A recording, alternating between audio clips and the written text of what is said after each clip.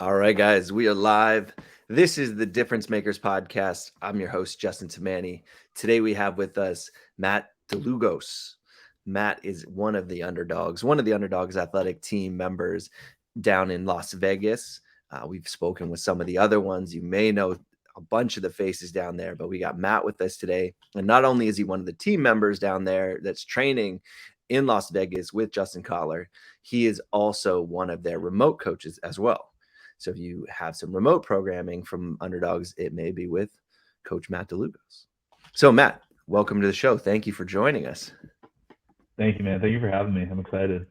I'm excited too. We got lots to cover here. So we were just talking, and I mentioned, I didn't recognize you from last season to this season until like WODProof, and it was a facial hair. The facial hair Yeah, game changed for you. So if you guys are listening, you had a pretty strong beard going. I did. I had the big, like, kind of mountain man-esque beard where it was just real thick through the neck. Yeah. And I didn't have any hair on top. So I kind of flip-flopped it for this season. I took all the hair. It's growing back. It's growing in. Okay. And we just went with a little trimmed up mustache and clean cut on the face. And So we're you switching it up a little bit. switching up a little bit. You gonna keep it through the season? You gonna keep it through? Is it Yeah. granite? Yeah. I got granite coming up in 3 weeks. 3 weeks, yeah. Yeah, we'll keep it through the season. We'll keep it for a while. I like my hair. Funny little story about that. My dad he's bald, and he started balding when he was like a little bit younger than me, honestly. And so I think, like, I know that I'm not balding. I know that I'm not like getting close to that point, but I think it's just that, like, seeing his head all the time, I'm like, ooh, I want to keep my hair. I gotta grow it out. I want to keep it as long as I can. Honestly, I was the same way, except for the opposite. I'm like, my dad's got some good hair, and then I was like, he had pretty good hair all growing up through my life, and I was like, I'm starting to lose mine a little bit. I'm like, wait, isn't it like it's from your mom's side or something? So it has Yeah. nothing to do with my dad. And I was like, ah, man. And I look No. at my Yeah. uncle, and I No. was like, That's what I was gonna say. I know that it has nothing. It's always from your mom's side, but my grandpa has really nice hair. My mom, I guess, has nice hair. But yeah, so I think I was blessed with everything. So anyway, okay, back to the main reason we have you here, not about your hair. So how's training been going? You got Granite coming up in 3 weeks. So Granite, you're going individual. Hmm. Um, you're training who?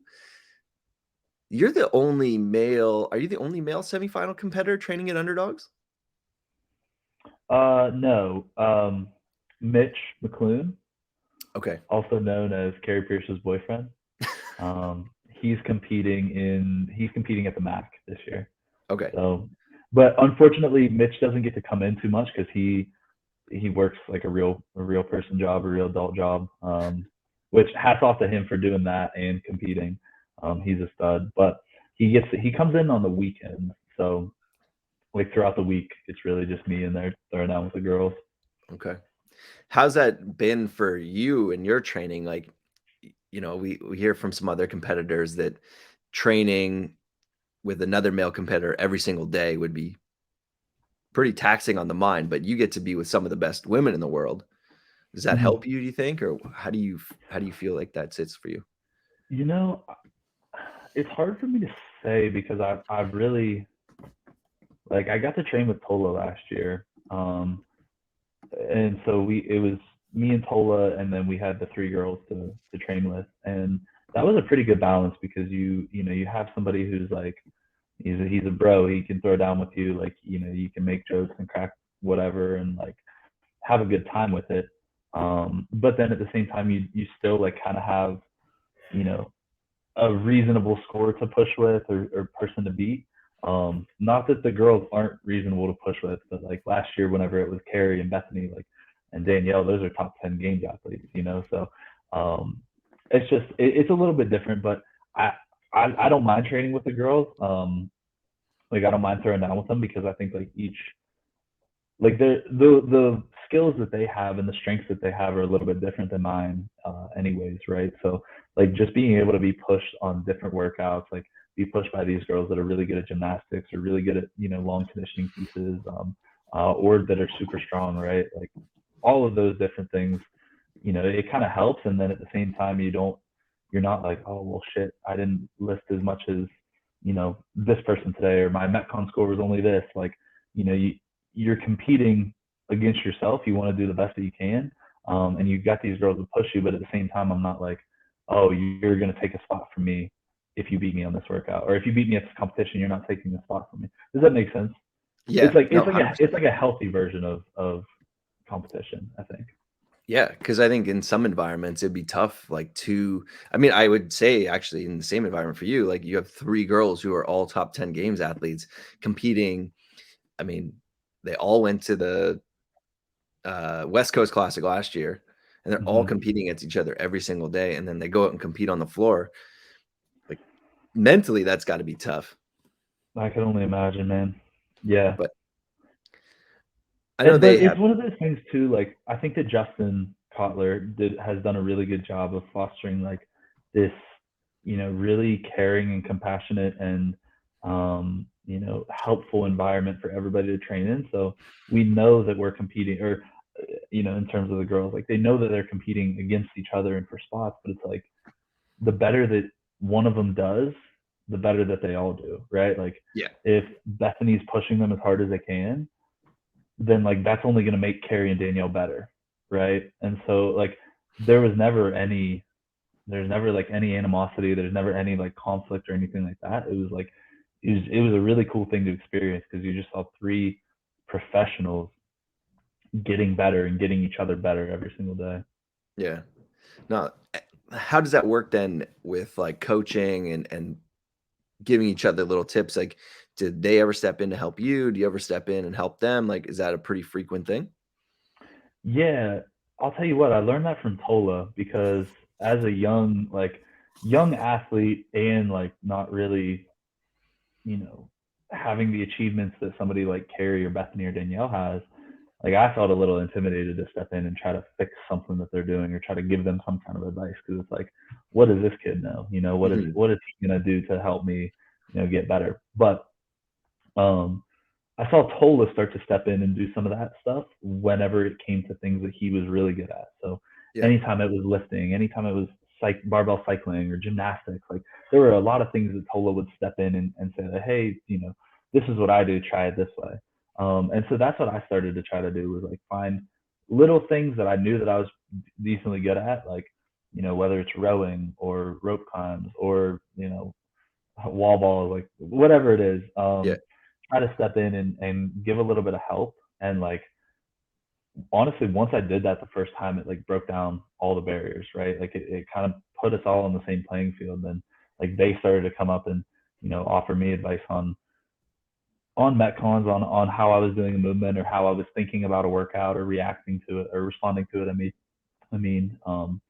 And so yeah, like I said, it just kind of it wasn't like we were trying to hide secrets. It wasn't like I was like, oh well, because like I said, the better that one of us does, the better that we all do. Yeah. So like if we can all be really great at rowing, we're just going to keep getting better at rowing, right? Like I'm not going to want to lose to Bethany on a row workout. No. Um, so like little things like that here and there. I think like over the last like year and a half really accumulated to all of us kind of like being there for each other and like I said, we're helping each other out, but we're like it's friendly. It's all like like they appreciated that. They've came up and said those things, and like anytime they have something to say, obviously they're at the top of their game. So I'm all ears. That's awesome. Now, you guys all train together. You guys all live in kind of the same area as well, in the same buildings and that. You ever find like you just spend too much time together? Um, I think that everybody operates on their own schedule and just kind of within their own lane. Yeah. So there are times where we're it's a lot and we're just with each other all day and like a couple days in a row and like off days, rest days, recovery days, all that stuff. But I think each person has their own way of recharging their battery, like whether it's a morning routine, whether it's taking some time at night to to separate. And so like really in the thick of the season, everybody kind of withdraws at the same time. Like once we're done at the gym and once we're done with our session, everybody like pack our stuff, we head out, and then I'll see you guys the next day. Like Yeah. it's never too much, you know. Okay. That's good. Yeah. I've always wondered about that because like you guys are all like so tight together, and like even with the living situations, I've talked with other people before who are in the space that say like, yeah, like I could never do a training camp or training environment like that. It's just like too much stimulus, too much time to dedicate to it. And then other people are like, no, I thrive on that, and I thrive on the training in that situation. So it's interesting to hear all the different perspectives, but I think the biggest thing that it comes down to is personalities, what you need for yourself, and then how well you can manage that. Yeah, and I think a lot of that comes down to like knowing yourself and knowing how to like set some of those boundaries. Mm-hmm. Because that's something I didn't know at first. Like, whenever I was out here, you know, obviously I was starstruck at first, and like always just wanting to be around everybody and be with everybody. And not that I don't now, but it's different, right? Like I realized that I need some time to focus on myself. Like I need some time maybe to just do mobility, like hit the sauna, get some food, and like I just want to do that by myself.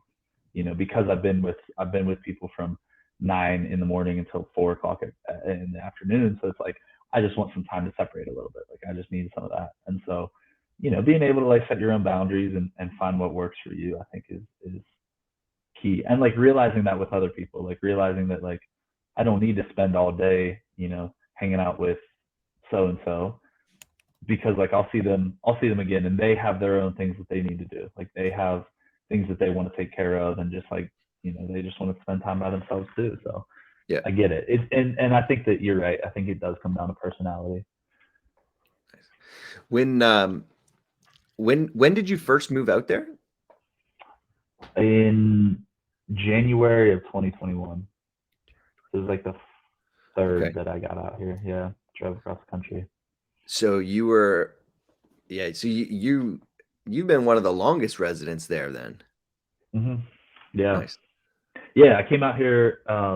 So Justin moved out here in like May of 2020, and then Carrie moved out not long after.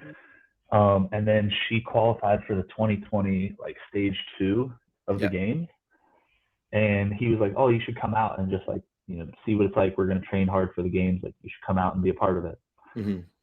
And then, you know, and kind of within that, it was like, you know, maybe see if this is something you would want to do.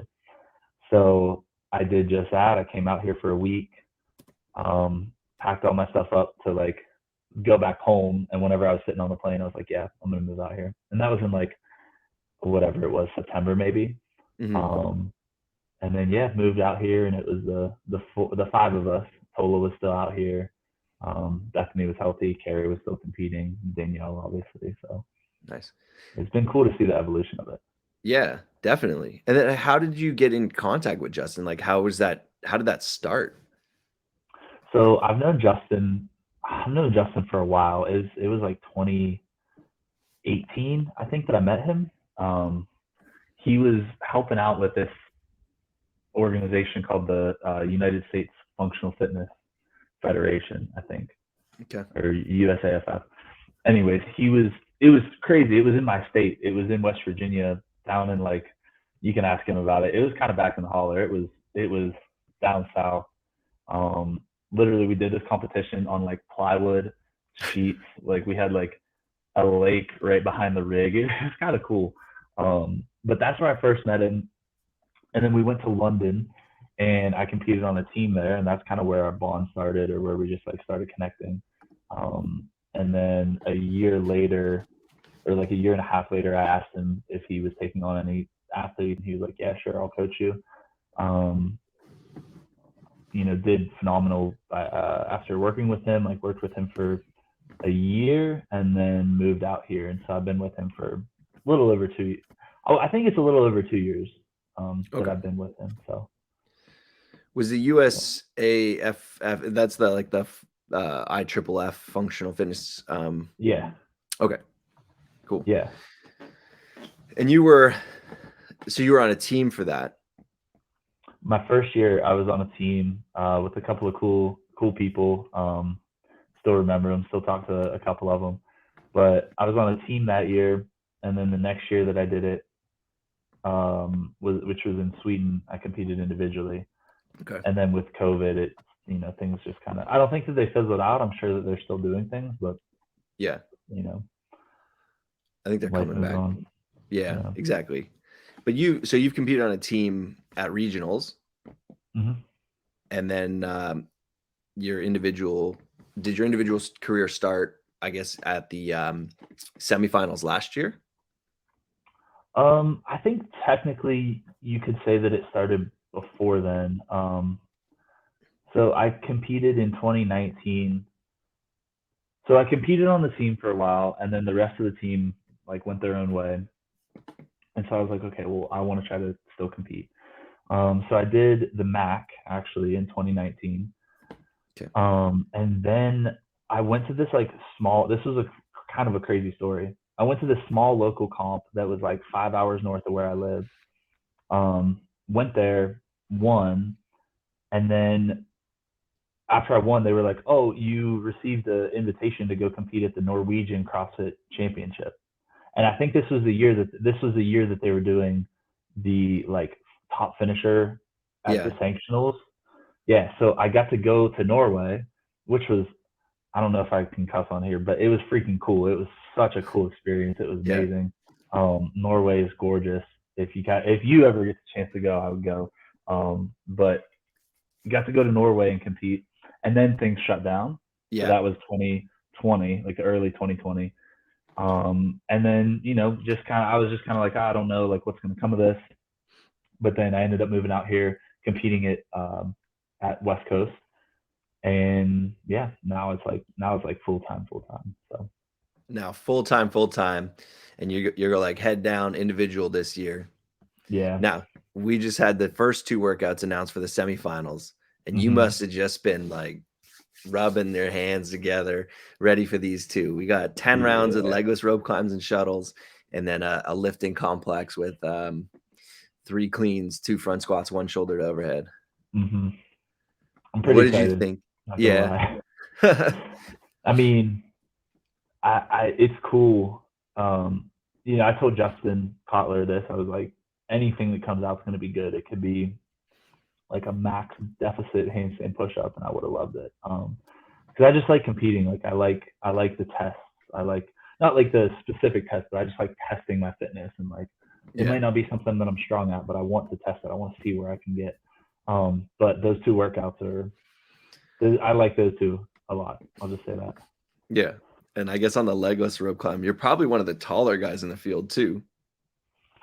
Yeah. So another crazy little story. So I get to compete against Brent Fikowski this year, which is really cool. Okay. Yeah. That's like a kind of, I wouldn't say it's like a dream come true, but it's like, he's somebody that as a tall guy you look up to. And so it's like, I get to share the floor with this guy now. Like that's a pretty cool experience. Yeah. But last year after West Coast, I think that I got a little bit of attention because on a couple of workouts where I had to hang from the bar or stand under the bar and just reach up, like I was smacking my feet everywhere. And so Brent was like, and I think it happened at the games as well, where he had some trouble with like the ring height. Mm-hmm. So he sent me a message and was like, hey, we're trying to get this data to give to CrossFit so that way they can make some changes. But he told me that I was the tallest athlete last year that competed at the semifinal. So okay. I think to answer your question, I think I am the tallest, or that's kind of a cool accolade to have, Yeah. I mean, that's one of those things I've never had to worry about. Usually the height is fine for me. Yeah. But what happens in that situation? If you're doing like pull-ups or something, you're kicking the ground every time. You just have to learn how to do pull-ups differently. Yeah. Yeah. So Justin Kotler has had me, he literally, I don't use a pull-up bar that's my height anymore.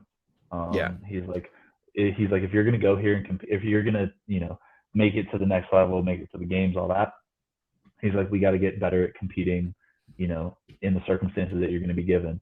Mm-hmm. So every day we practice with a short bar where I'm reaching up and I can touch it. So it's a little weird, but just trying to not have any excuses, not have any, like, I don't want to get there practicing on a tall bar and then be like, throwing a hissy fit because this bar is short or something like that. Like, I just want to be ready for it.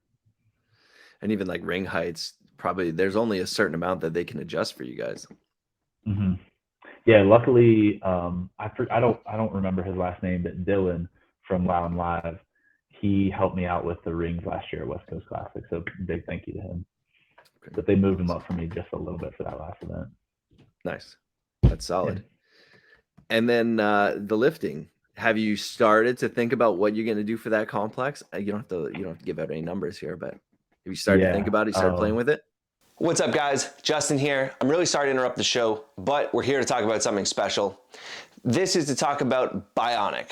Bionic is a first of its kind AI-based motion tracking mobility test that's designed to show you what your body is really doing. We've designed 7 unique tests that show you your range of motion for different joints throughout your entire body and how they work together.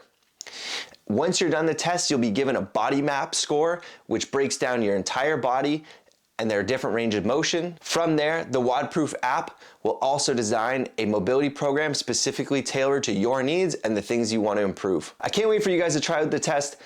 Go download the WODProof app today, start your free 7-day trial, and try Bionic today.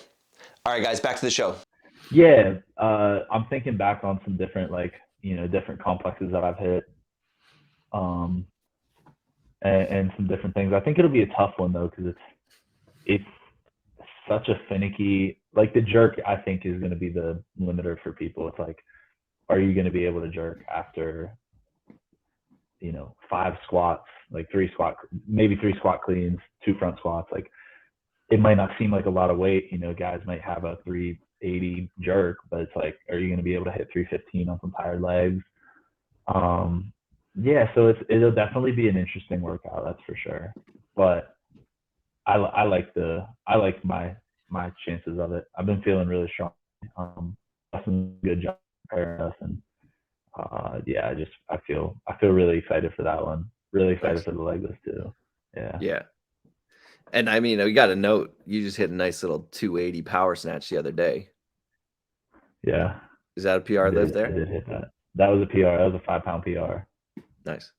And yeah, and it's cool to hit that, because I hit that after some longer like weight vest intervals. But that's just, and I'm not saying that's like brag or anything, but that's just like the confidence that I have in Justin's programming. It's like, you can be beat up and you're still hitting PRs and you're still getting fitter and all this other stuff. So I love it. That's money. That lift was nice too. Like, you'll see some and you're like, okay, yeah, you got it, but it got him a little bit too, but that was a nice one. Yeah. Thank you, man. Appreciate that. All right. So you got to tell me too, where did the anime shirts come from? So on your Instagram, people go and look, you often have some nice little variety of anime shirts going here. I do. And I've been picking some new ones up, trying to get ready for Granite Games. But I mean, where did it start? So Tola was the one who got me into watching anime. I started watching Avatar, was the one that he recommended. Yeah. The Last Airbender. So I was like, all right, let me watch this. And then from there, I was just like started exploring, and like Kyra is into anime, and a couple other people that I talked to. So just started like watching different ones, watching random ones. And then what's cool for me is that I'm like, do you follow much of like the UFC? A little bit here and there. I wouldn't say I'm following anything. I kind of know some things, but not gotcha. super knowledgeable. So there's a fighter, Israel Adesanya. Yeah. Who is the I forget what weight class he is, but he's the champ, and he has a lot of like anime influence in just the way that he goes about his training, his fights, his preparation, all that kind of stuff. Yeah. And what he talks about a lot is how like he sees that imitated through his life. So he sees like the anime is imitated in the things that he does in his daily life. And not to get too weird or anything like that, but I see some of the similarities too, where I'm like, I'll watch a show or I'll watch something and I'll just be like, oh man, like I can relate to that character. Like that's how I feel. And like, this is what they did to overcome whatever. This is what they did to, to become their, best version, or you know, to reach whatever they're trying to reach. So I pull from that stuff. Like I think it's relatable. I really like watching a bunch of different animes. So, and so those t-shirts for me are like a reminder. It's like, okay, hey, like you got to lock in, like, you know, you got to bring it, you got to focus. Nice. Hey, wherever you can draw that motivation from, like everybody's got something. Everybody should have something anyways, if they're, you know, and everybody's drawing from a little different area of inspiration. So I appreciate that. I mean, it's a different way to kind of look at it than I think some other people would go about it. But like everybody needs their own thing. Everybody's got to get in there in that mindset. Yeah. And don't get me wrong. I mean, I have pretty strong whys as far as what I do and why I do it, and the things that I want to accomplish through it. But I love, like, you know, I'm sure that you can get this sense. I don't really take myself too seriously. I like to have fun. I like to just be a goofball. And so I think with these anime, you know, with these anime references and like, I think that's kind of a way for me to take it a little bit less.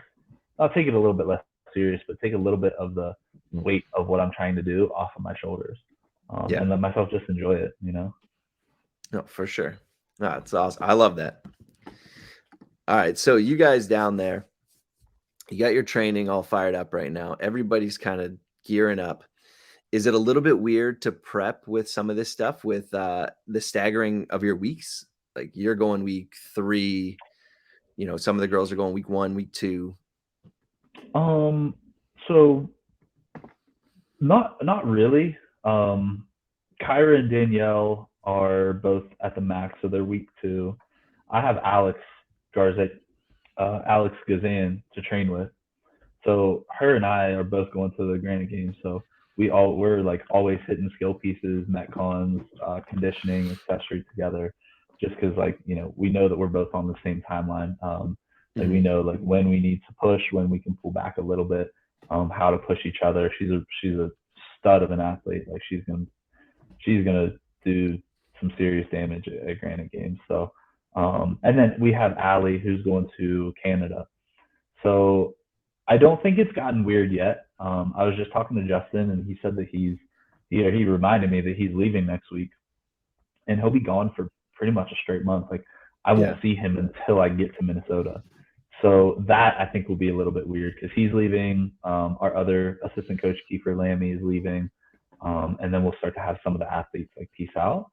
Yeah. So like after next week, I think it'll be kind of quiet, and it might start to get weird, but it'll probably just start to get a little bit more real. Like, oh, it's time. Like it's game time.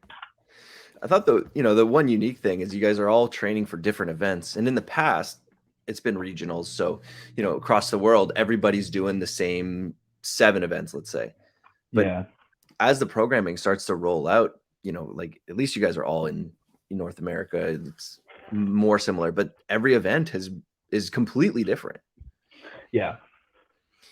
I don't know how I feel about that. You know, I'm still a young athlete and competitor, so I obviously didn't get to compete at regionals individually, but I can understand where people would bring up that argument of like, oh, well, potentially say like, oh, well, if I was at Syndicate, those workouts are great for me. I would have done great there.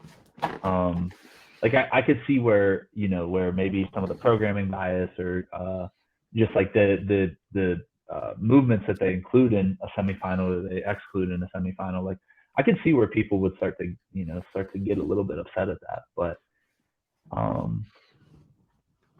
don't know. I think it's just like, I think it just comes down to you just have to be ready. You just have to show up. Like you can't control what they're going to give you. So you have to be ready for whatever it is.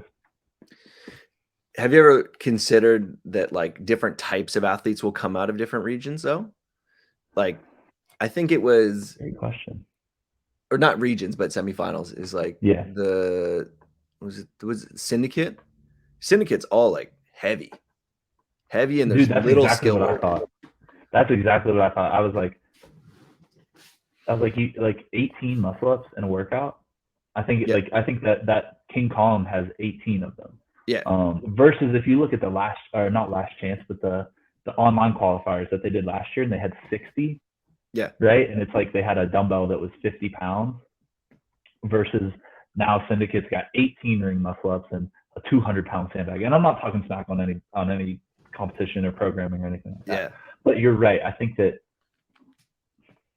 I would hope though that like over the next couple of years, as I'm really getting into the meat of my career, that like the line to get to the games becomes a little bit more clear, as far as like the open generally tests X, right? And then quarterfinals generally tests this. And like as you get further and further, you start to kind of get a more clear picture of like what's tested at each level.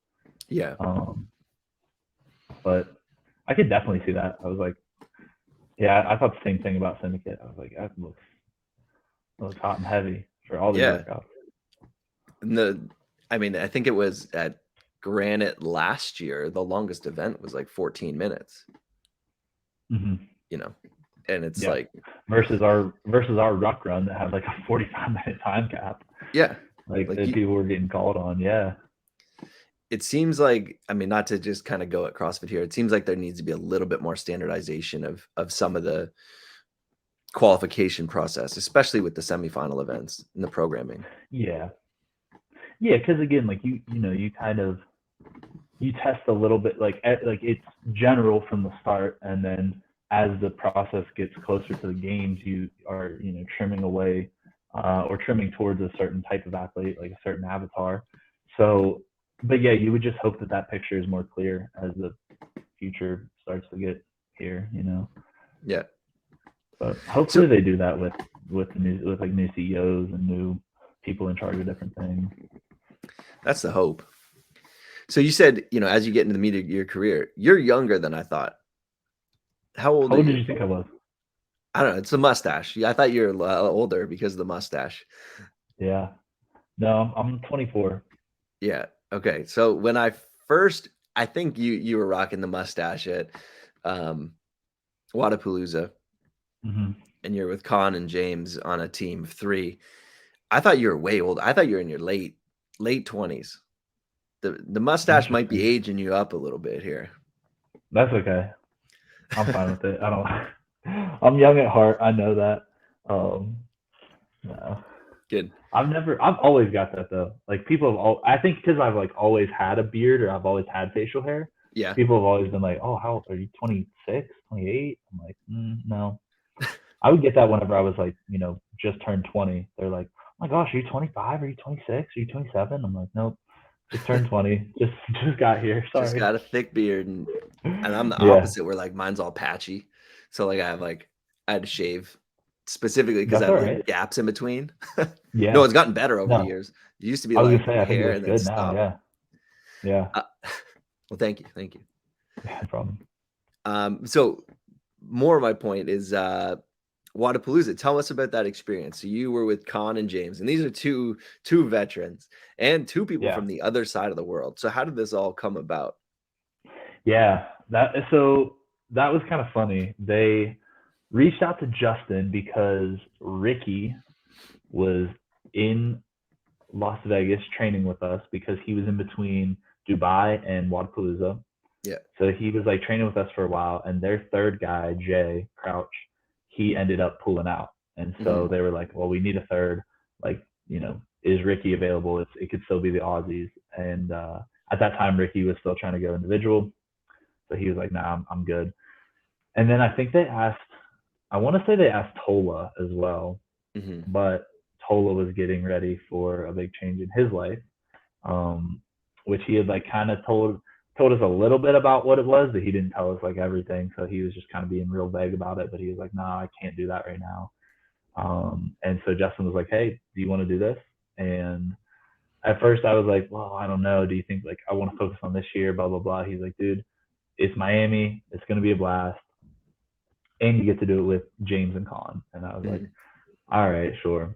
But I was super nervous. Like you just said, those 2 are legends. Like those 2 are obviously superstars. Like they're so fit, and they're just legends in the sport. They're like, they've been around forever. Like I remember watching videos of Con in like 2014. And so going down there, like at first I was starstruck, but I just tried to keep my cool. And then really like we lived we were like, it was like 24/7. Like Yeah. we got there, we would train, we went back to the house. We had this Airbnb, and they told me this whole story, but it was supposed to be a 3 bedroom.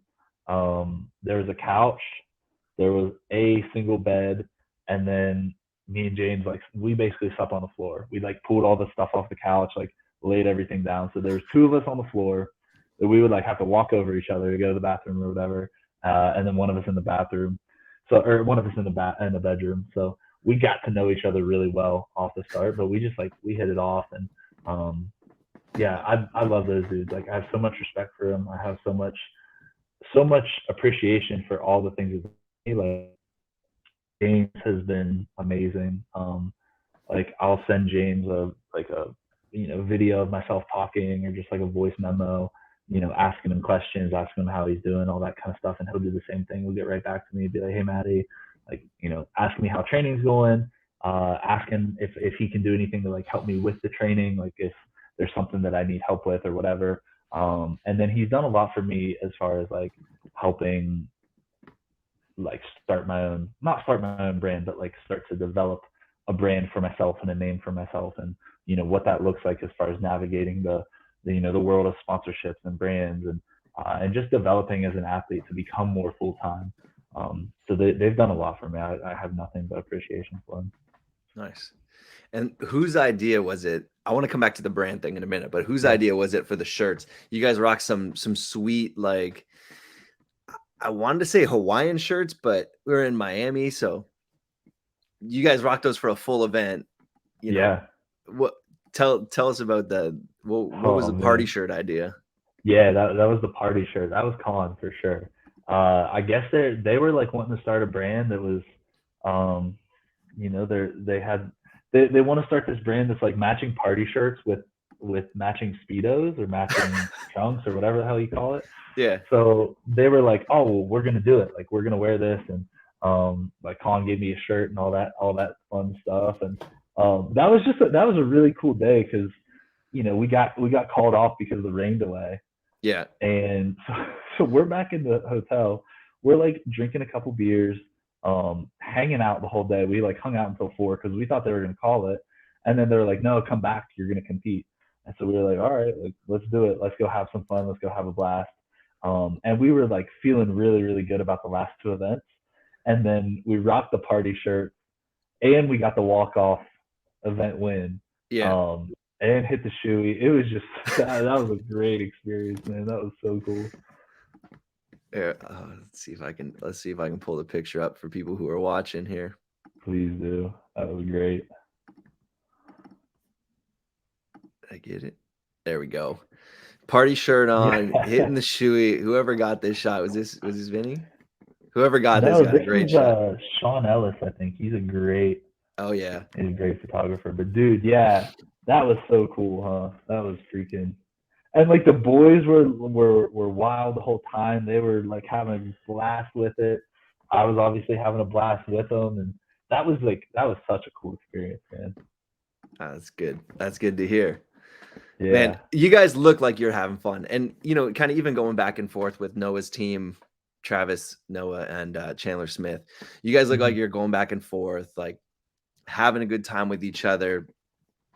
It wasn't too serious, but you guys were all competing for some money and Yeah. a good time. But like, what was that like, being able to just kind of have fun competing on the floor where it wasn't like super, super strict and serious the whole time?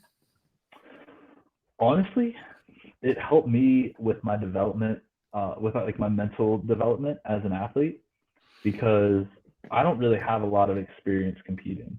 And in the past, like, whenever I've gone to, like, in 2019, I did the MAC or whatever, those weren't competitions where I was like, okay, there's like something serious on the line here. Like, I was doing that just to kind of like get the exposure of competing. And then I went to West Coast Classic, and I put a lot of expectation on myself, where I was like, I have to finish in the top 5. Like, I always believe that I can do it. But I put those expectations, and whenever that kind of started to look like it wasn't going to happen, that messed with my head a lot. And so going down to Wadapalooza and throwing down with the guys, like they took it serious enough. Like I mean, obviously they take it serious enough. Like they made sure that their nutrition was on point, their hydration, their sleep, made sure that they warmed up, like cooled down, all that kind of stuff. But whenever it came to the actual like competing, like the actual events, their demeanor, which was like so laid back and not that serious, but still went out there and crushed it. Like that kind of opened my eyes to saying like, okay, and I get it. It's a 3-man team. Doesn't mean a lot. You don't have a ticket to the games on the line, but it showed me that like you can still go out there and have a blast and kick ass. Like you can still go out there and have fun, and it doesn't need to be super serious and beating your head up after a workout. Like you can go out there, throw down, talk some shit along the way, and slap your buddy's butt when you're done. Like it's just workouts, it's just working out. That's really all it is. And now that mindset, that attitude, is that going to play a factor coming into Granite and like how you approach that event? Yeah, for sure. Just like coming in knowing that, and I'm also coming in knowing that if it doesn't happen this year, it's not the end of the world. Like there are guys who have been to way more semifinals or way more regionals that have never made it, and like there are guys that have been there for like obviously you're gonna have your stars that go out and like crush it, but for me, I'm like, if I can go out there and do everything that I can, everything that I can within my control and get through the end of the weekend, like I can't hang my head on that. And I know, like I said, I know that this is just the start of what is hopefully a long career for me. So if I go out there and I have a blast with it, like I think that's when I do a little bit better, to be honest with you. Like when you go out there and just realize that it's okay if you finish in 15th place. Like it's not that big of a deal. It's just one competition that a couple people are watching or like mom and dad are at. But in the grand scheme of life, like it's gonna go on. Life is gonna continue. Yeah. And for me, I'm trying to change the narrative of my story to be more about the journey instead of the destination. So if I make it to the games this year, awesome. Like obviously I'm gonna, I'm really trying for that. But if I don't, I realize that there's plenty of other opportunities for me, and like this is just another step in the right direction. So, yeah. I love hearing that. Man, I'm excited for you. I'm happy to see how this is gonna go, and I love hearing where your head's at going into the event. Because I think that it's funny because through the WODProof family of things, and through the being able to come down to Vegas for a couple days and seeing you guys train, like I'm just hoping the best for all you guys. And it's sweet to see that environment. It was really cool to be there. And even talking to Kotler, like everybody talks about the family environment and like how much work you guys are putting in together. And it's really cool to see. And I think you guys are all going to do great this year. And it's awesome to see how you guys have pushed each other and elevated each other in so many different ways, not just on the floor. And I'm excited to see what this season brings for all you guys. Thank you, man. Yeah, I'm excited to see these girls go out and crush it. Like we're doing a lot of cool things in training that like it's gonna raise some eyebrows when we get out onto the floor. So I'm excited for people to see that. Awesome. On that note, before we go, let's talk about the brand a little bit. When you talk about building a brand, you talked about building your personal brand, right? Mm-hmm. Yeah. So what kind of work have you put into building that personal brand? Is it more around the type of content you're putting out on your socials? Is it more building your your coaching content? Yeah, that's a good question. I think as far as like practically what I've been doing is like trying to make as much content that I like, and trying to, pump that out a little bit more, be more active on my socials. I know that like that's always been something that I've struggled with, but now that I'm kind of getting into the world of, like I said, brands and sponsorships and deals, like, that stuff plays a big role. But at the same time, it also can be a negative, right? Like social media can be such a negative where you put out and create this like false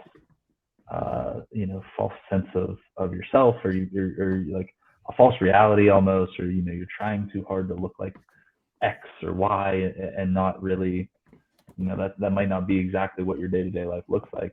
And so I think from more of like a general standpoint, as a brand for myself, like as Matt Dlugos, what I'm trying to do is bridge this gap of like my social media is a pure reflection of what I'm doing day to day. Like there's nothing extra. I'm not putting on for anything. I'm not, I'm not faking anything. I'm not lying about stuff, or not that people do that out there, but everything, like I'm trying to represent this idea of authenticity, and being as authentic as I can be, and just being myself, right? Like being, and really what I'm trying to do is show people, that they can be positive, showing people that they can be happy, showing people that there's a lot of things in this life that we can be grateful for, which I think is something that kind of gets diluted, especially as you're a competitive athlete, because you're always chasing something. You're always chasing after, another medal or another place or a higher spot or whatever it is.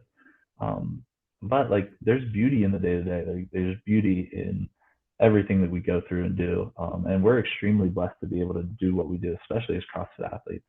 And so that's kind of what I'm trying to do as a brand, or as an individual, is show that, and, align myself with companies or with other brands that are in line with my beliefs. Which is why I love WODProof, because like just the fact that that you guys even like, took an interest in me and reached out to me. It's like, there's people out there that probably could offer, maybe more as far as like a following, right? Or whatever it is, but like to take the chance and believe in somebody who's, on the younger side or on the up and coming side, like that means a lot to me. And that makes me want to work even harder for a brand like WODProof. So yeah, it's super cool. It's super interesting to me. Like to be around all of this stuff is like, it's all new. And so I'm trying to kind of navigate it all, but yeah, it's been a really cool experience so far. And I'm looking forward to like seeing what could come of this season and next season and the rest of my career. Awesome. Dude, on that note, thank you so much for joining. This has been a great episode. Thank you, I man. really I've appreciate your enjoyed time. So we got Granite Games coming up in a couple weeks here. Where can everybody find you? You're on Instagram. Yep. Matt. Hit me up right there. Matt Dlugos, straightforward. There's no apostrophes in my name, so it's just DL. But yeah, Matt Dlugos. Hit me with the DM. Hit me with questions. Whatever it is. Awesome, dude. On that note, thanks so much, and good luck coming up at Granite. Hopefully, we'll catch up with you after that. Thank you, man. Appreciate you. All right, guys. Have a great week.